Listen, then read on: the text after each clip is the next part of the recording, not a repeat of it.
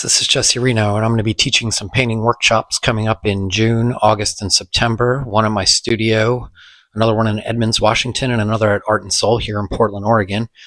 And yeah, these workshops are meant for anyone, whether you've painted or not. I mean, they're great for experienced painters who want to dive deeper, find ways to think about their paintings differently, get unstuck, but they're great for people who have never painted because I started painting with my hands and I didn't know about brushes, mixing color, fancy paint, techniques, ideas, composition. I found it all by just exploring and reacting to what I saw and finding what I thought was cool and important. And whether that was a color, whether that was a mess, or whether that was a figure form or an abstraction.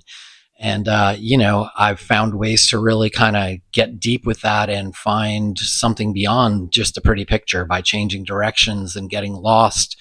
I find different meanings, combining different ideas to find ideas I've never had before. And that's really what I focus on in the classes, finding fun ways to paint that you don't expect to work. So everything's better than you thought it was going to be, and ways to find meaning in the work, whether it's triggering it, being spontaneous, and then assessing that in the aftermath to see what was the message I was trying to tell myself when I just go into automatic mode.